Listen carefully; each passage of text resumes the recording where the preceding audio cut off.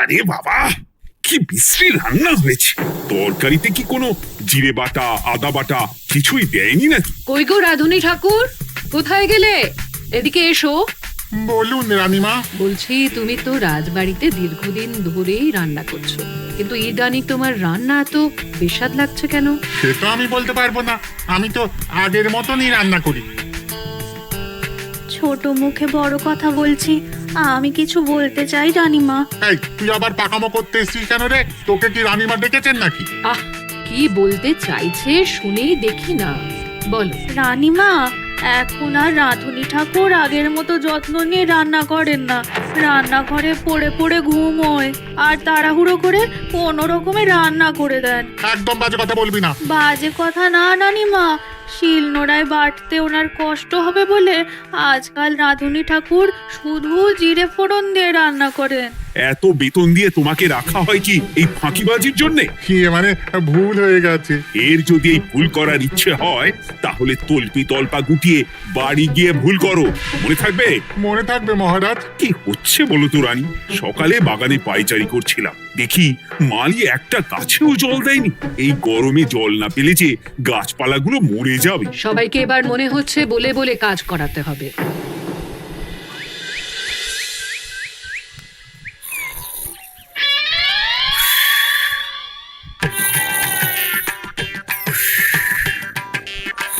কি গো, কদিন ধরে তো তুমি শুধু খাচ্ছ আর ঘুমোচ্ছ।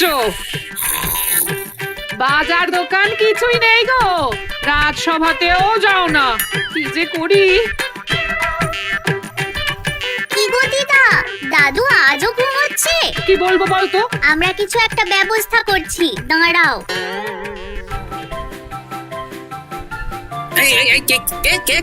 ওঠো দাদু, আর কত ঘুমে? কুড়েমির একটা সীমা থাকে। ওঠো বলছি, ওঠো, ওঠো না। আমি বুঝতে পারছি বাড়ির কাজ, বাজার দোকান এসব না করার জন্য তুমি পড়ে পড়ে ঘুমোচ্ছ। দাদু কাজে ফাঁকি দিচ্ছে দিদা। দে পুটি, আর সরসরি দে দে।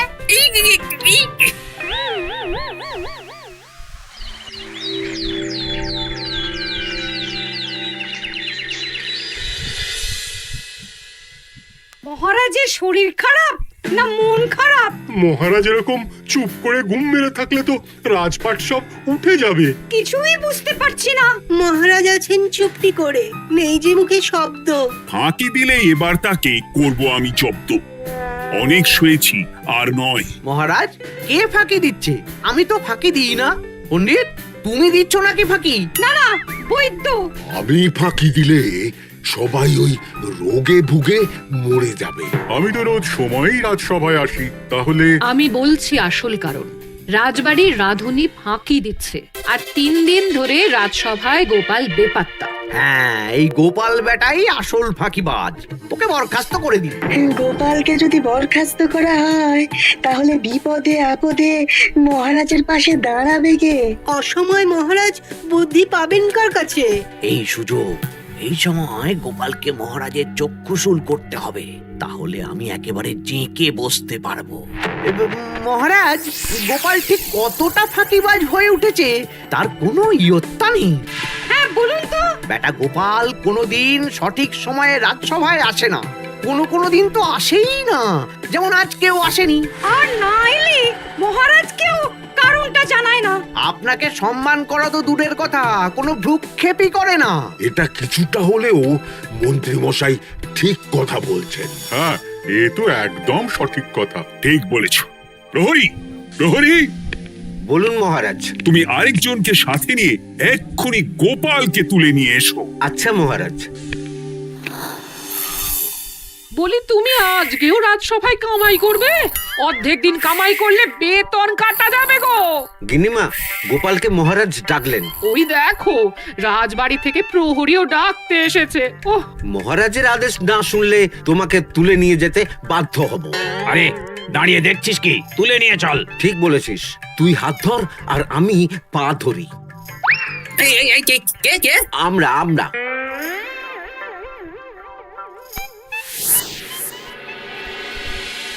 এসব কি গোপাল, তুমি বাড়িতে আছো, ঘুমোচ্ছ, অথচ রাজসভায় আসছো না, কি ব্যাপার? আগে মহারাজ, মস্তিষ্ককে বিশ্রাম দিয়ে বুদ্ধি বাড়াচ্ছিলাম।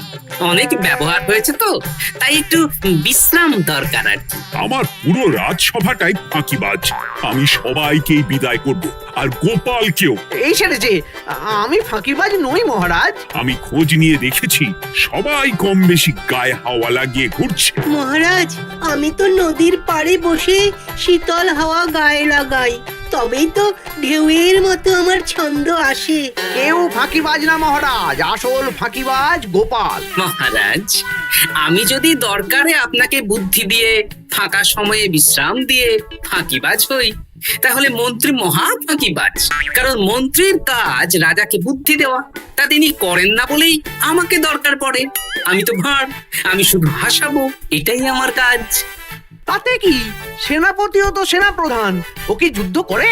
রাজ্যে শান্তি শৃঙ্খলা বজায় আছে, তাহলে যুদ্ধ করে হবেটা কি? হ্যাঁ, অকারণে পায়ে পা দিয়ে যুদ্ধ বাঁধাবো নাকি? হ্যাঁ, যত সব। যখন তখন বিপদ আসতে পারে, তাই যুদ্ধের জন্য সব সময় সামরিক শক্তিকে প্রস্তুত থাকা দরকার। হ্যাঁ, এটা গোপাল ঠিক বলেছে। সেনাপতিকে তো কোনোদিন সেসব নিয়ে মহড়াও করতে দেখি না। তাহলে দাঁড়ালো 3 জন ফাঁকিবাজ। মূল অভিযুক্ত গোপাল দিন রাত কামাই করে, মন্ত্রী মহারাজকে বুদ্ধি দেয় না, আর সেনাপতি যুদ্ধের প্রস্তুতি নেয় না। এই 3 জনকে আমি বিদায় করব। এই সেরেছে, এ তো দেখছি বিনা মেঘে বজ্রপাত। না, তবে তোমরা যে ফাঁকিবাজ নও সেটা প্রমাণ করার জন্য 12 ঘন্টা সময় দেব। আমাদের কি করতে হবে? তোমাদের 3 জনকে 3টে খালি বস্তা দেব। প্রত্যেকে ওই খালি বস্তা নিয়ে জঙ্গলে যাবে, আর এই 12 ঘন্টার মধ্যে জঙ্গল থেকে বস্তা ভরে আনবে। একটা বস্তা ভরার জন্য 12 ঘন্টা সময়? এ তো খুবই সহজ কাজ। সহজ কঠিন জানি না, যে ফাঁকি দিয়ে ফাঁকা বস্তা জমা দেবে বা কিছুটা ভর্তি কিছুটা খালি আনবে, সে সাজা পাবে। আচ্ছা মহারাজ, আমি বস্তায় কি নিয়ে আসবো সেটা কি আপনি দেখবেন? তা দেখবো না, কিন্তু বস্তা ভরে আনতে হবে। আর যা বস্তায় ভরে আনবে তাই নিয়ে সবাই বাড়ি ফিরে যেতে পারবে। তার মানে বস্তাতে যা থাকবে সব বস্তার মালিকই পাবে। একদম তাই। বুঝে গেছি, ভিতরে কোনো গভীর পরিকল্পনা আছে। প্রহরী, প্রহরী, তুমি এই 3 জনকে 3টে বস্তা দিয়ে দাও। যথা আজ্ঞা মহারাজ। আর বাকি সভাসদেরা আজকে রাজসভাতেই থাকো। ওরা 3 জন আসবে, ওদের বিচার হবে, তারপর ফিরবে। আমাদের খাওয়া দাওয়া তাহলে রাজবাড়ির তরফ থেকেই দেয়া হবে মহারাজ? হ্যাঁ, জঙ্গলে তো যাচ্ছি, কি নেব? গোপাল, আমি বলি কি, তুমি বরং আমার বস্তায় ঢুকে যাও, আমি তোমাকেই নিয়ে ফিরে যাই, ল্যাটা চুকে যাবে। আপনি যদি একা আমাকে বস্তায় ভরে নিয়ে যেতে পারেন তো চলুন। একা? এই সেরেছে। দাঁড়ান, আমি আপনার কাঁধে চড়ে দেখি আপনি আমাকে বইতে পারবেন কি পারবেন না। না না, মুখ ফসকে বলে ফেলেছি, মাথা খারাপ নাকি? তাহলে নিজের মতন থাকুন।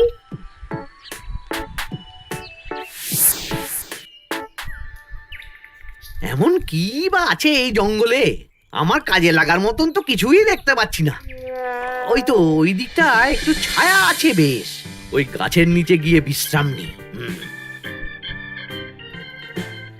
সেনাপতি, অত চিন্তা ভাবনা করার কিছুই নেই। মহারাজ তো আর দেখবেন না আমরা বস্তায় কি ভরে নিয়ে যাব। 12 ঘন্টা অনেক সময়। এখন বিশ্রাম নাও। আপনার ইঁদুরের পেট, আপনি বিশ্রাম নিন। দেখি জঙ্গলে থেকে কিছু ফল পেড়ে আগে খাই, তারপর না হয় ওই বস্তাটা ওই ফলমূলের খোসা আর মাটিতে পড়ে থাকা পাতা দিয়ে ভরিয়ে মহারাজের কাছে নিয়ে যাব। হ্যাঁ, বস্তা যখন বাড়ি নিয়েই যেতে পারবো, তাহলে বনের সব থেকে ভালো ভালো ফলগুলো আগে ভরে নি। গিন্নিকে এবার বলবো, বাজার আনি না তো কি হয়েছে, দেখো কত ফল এনেছি। যাই, এর থেকে কিছু মহারাজকে ভেট দেব, মহারাজ বেশ খুশি হবেন।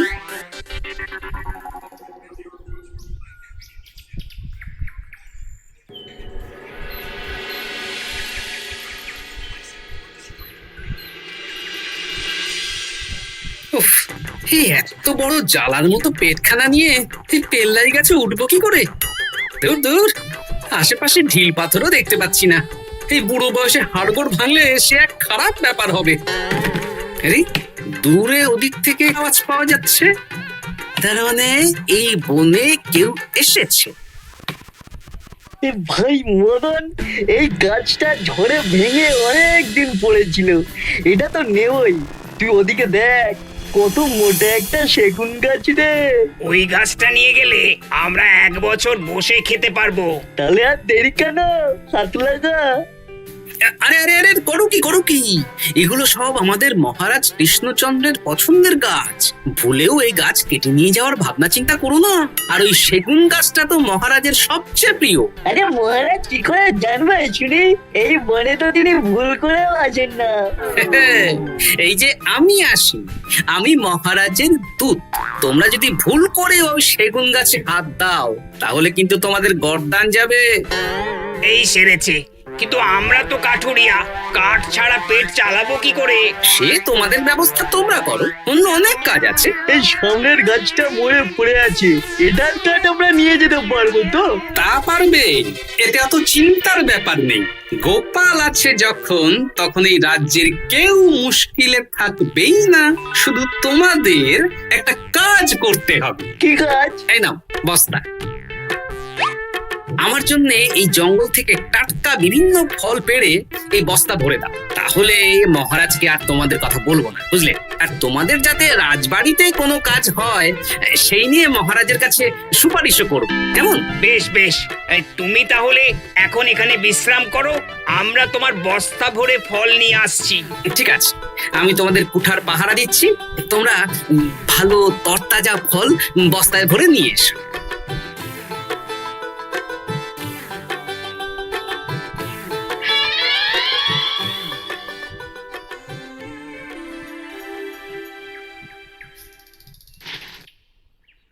ব্যাস ব্যাস ব্যাস, আমার বস্তায় পাতা ভরা হয়ে গেল, এবার যেতে হবে। আমারও বস্তা ভরা হয়ে গেছে মন্ত্রী মশাই। হ্যাঁ, কটা ফল খেলাম আর কটা ভরে নিলাম, আর বাকি জঙ্গলের পাতা ভরে ফেলেছি। হ্যাঁ, আবার কি কি ভরেছি আর কি ভরিনি সেসব তো মহারাজ আর দেখতে যাবেন না। তাহলে আর দেরি কেন, চলুন হাঁটি হাঁটি পা পা করে এগিয়ে যাই। গোপালকে তো দেখতে পাচ্ছি না। ও বেটা যা কুঁড়ে, হয়তো এখানে এসেও ঘুমিয়ে পড়েছে। আবার কালকে সকালবেলা উঠবে।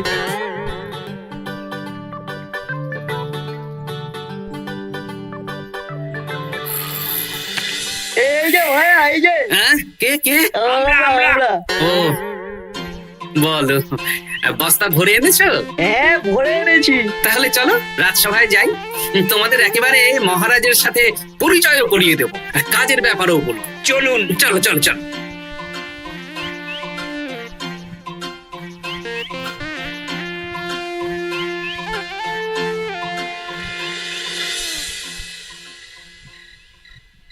দেখা যাক মন্ত্রী সেনাপতি গোপাল কখন বস্তা ভরে আনে। এই তো চলে এসেছি, বিশ্রাম নিলাম, বস্তাও ভরে ফেললাম।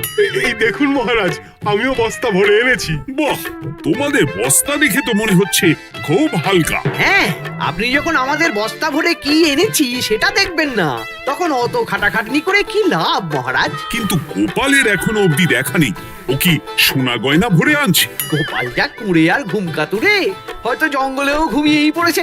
মহারাজ, আপনি একটা কাজ করুন, আমাকে আর মন্ত্রী মশাইকে যুগ্মভাবে বিজয়ী ঘোষণা করে দিন, ব্যাস। এত তাড়া কিসের? বাবা বাবা বাবা, তোমরা তিনজনেই বস্তা ভরে এনেছো, আমি খুব খুশি। আমার কথা শুনে কাজ করেছো, তোমরা তিনজনেই বিজয়ী। এবার বাড়ি যাও যাও। গোপাল কি করে বিজয়ী হয় মহারাজ? এই বস্তা ভরে নিয়ে আসাতেও তো ওর ফাঁকিবাজি ধরা পড়ছে। কিসের ফাঁকিবাজি? এই যে দুটো লোক তোমার হয়ে বস্তা বয়ে আনলো, সে তো মহারাজ সহ আমরা সবাই দেখতেই পেলাম। তা তো ঠিক, গোপাল নিজে হাতে বস্তা ভরে আনেনি। মহারাজ বস্তা ভরে আনতে বলেছেন, আমি এনেছি, এখানেই কথা শেষ। আমি কাকে দিয়ে বস্তা ভরালাম, কে আমাকে সাহায্য করলো, সেসব তো কোনো শর্ত আরোপ করা ছিল না। কিন্তু পরীক্ষাটা তো কে ফাঁকিবাজ সেটা প্রমাণ করার পরীক্ষা। এখানে তো তুমি ফাঁকি দিলে গোপাল। এটাও ঠিক কথা। তাহলে গোপালের শাস্তি পাওয়া উচিত। মহারাজ, আপনার শর্ত ছিল সেই ফাঁকিবাজ বলে প্রমাণিত হবে যে বস্তা খালি আনবে। এইখানে আপনি একটা ছোট্ট ভুল করেছেন মহারাজ। বস্তায় কি আছে সেটা দেখবেন না, আগেই বলে দিয়েছেন। তা তো বলেছি। আপনি নিশ্চয় জানেন পাঠশালায় কিছু ছাত্রছাত্রী থাকে যারা পড়ার বইয়ে মুখ গুজে বসে থাকলেও পড়ায় তাদের মন থাকে না, মাথাতেও পড়া ঢোকে না, তাই সেই পড়া তাদের কোনো কাজে লাগে না। কি পণ্ডিত মশাই, এদেরকেই তো বলে ফাঁকিবাজ। বিলক্ষণ, এরাই ফাঁকিবাজ। ধন্যবাদ। তেমনি আমি যদি বলি সেনাপতি আর মন্ত্রী মশাই ওই ফাঁকিবাজদের মতনই ফাঁকি দিয়ে বস্তা ভরেছে, তাই ওদের বস্তা এত হালকা। সে তো আমি বুঝতেই পারছি। কিন্তু আমার বস্তায় যা জিনিস ভরে এনেছি তা একার পক্ষে সংগ্রহ করা মুশকিল ছিল, তাই আমি দুজনের সহযোগিতা নিয়েছি। মহারাজ, আপনি কি বস্তা খুলে দেখবেন নাকি? না না, আমি খুলে দেখলে আমার কথার খেলাপ হবে। এবার তো দেখছি আবার তিনজনের পরীক্ষা নিতে হবে। হ্যাঁ, নইলে প্রকৃত ফাঁকিবাজ কে সেটা প্রমাণ হবে না। কিন্তু ফাঁকিবাজ ধরার উপায় কি? মহারাজ, আমরা বরং আমাদের বস্তা নিয়ে বাড়ি না গিয়ে একদিন কারাগারেই থাকি, আর তাতেই প্রমাণ হবে এই বস্তায় সত্যি কি আছে যা আমাদের নিজেদের কাজে লাগবে। এটা ভালো বুদ্ধি। মহারাজ তখনই কারাগার থেকে আমাদের মুক্ত করবেন যখন আমরা আর থাকতে না পেরে ডাক দেব। আর যে আগে বেরোতে চাইবে সে সব থেকে বড় ফাঁকিবাজ, মানে যে আগু পিছু না ভেবে কাজ করে। বেশ, তাহলে তাই হোক। মহারাজ, কারাগারে শুধু জল ছাড়া আর কিচ্ছু দেওয়া হবে না, কারণ বস্তায় তো আর জল থাকতে পারে না। না না, তা কি করে হয়? শুধু জল? হ্যাঁ, আমি তো লোককে দিয়ে বস্তা ভরিয়েছি। আপনারা নিজে কি এমন কাজের জিনিস ভরেছেন সেটাই প্রমাণ হবে। বেশ, তাহলে তোমরা কারাগারে যাও। প্রহরী, ব্যবস্থা করো। আর এই দুজন কাঠুরিয়া বেশ কর্মঠ মহারাজ, যদি কোনো রাজবাড়ির কাজ থাকে এদের দিয়ে করাতে পারেন। আমার বাগানের মালিটা খুব ফাঁকি দিচ্ছে, তাহলে ওদের সাথে কথা বলে নিচ্ছি। যাও যাও, তোমরা কারাগারে যাও।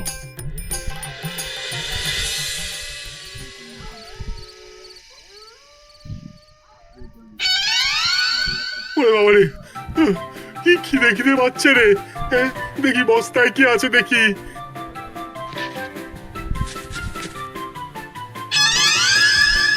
একটা পচা ফল, দেখি দেখি একটু ভালো আছে। এটা একটু ভালো আছে। হ্যাঁ, এটাই খাই। হ্যাঁ, এটাই খাই।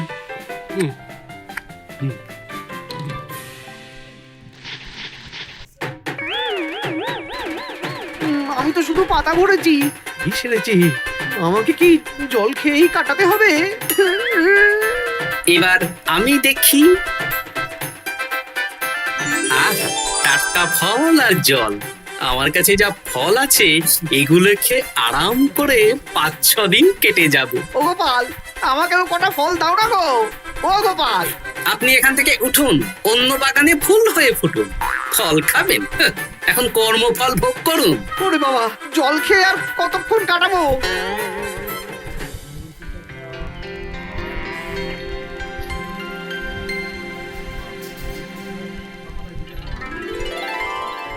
উফ, পেটটা চুই করছে। কি খিদে পেয়েছে না। আমি আমি বাড়ি যাব। আপনি বাড়ি যাবেন? তাহলে বেরিয়ে আসুন, বেরিয়ে আসুন। বেটা গোপাল কায়দা করে এমন শর্ত দিতে বললো, পুরো ফেঁসে গেলাম। আমারও তো খাওয়ার মতন তেমন কিছু নেই, আমিও এখানে থাকবো না।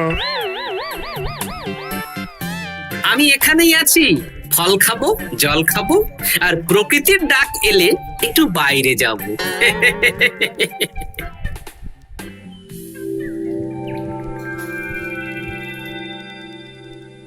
কি তোমরা কারাগারে এক রাতের বেশি তো থাকতেই পারলে না? কি আর করব বলুন মহারাজ, আমরা তো আর গোপালের মতন বস্তা ভরে টাটকা ফল নিয়ে আসিনি।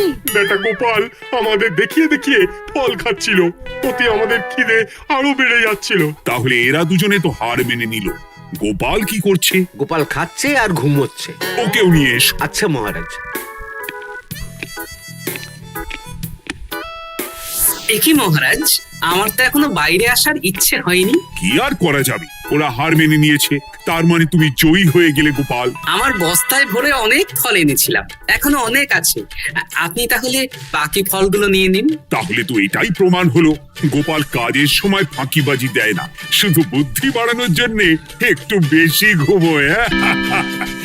এই নাও গোপাল, তোমার উপহার। মহারাজ, আমি সময়ের কাজ সময়ে করি আর বাকি সময় একটু ঘুমাই। আমার এখন ঘুম দরকার মহারাজ, কাল থেকে অনেক ধকল গেল যে। বেশ, তোমাকে ঘুমানোর জন্য 1 সপ্তাহ ছুটি দেওয়া হলো। ধন্যবাদ মহারাজ। কি সেনাপতি আর মন্ত্রীমশাই, এবার বুঝলেন তো ফাঁকি দিলেই ফাঁকে পড়তে হয়, তাই কাজ করলে ভেবে চিন্তে করুন। চলি, খুব ঘুম পাচ্ছে।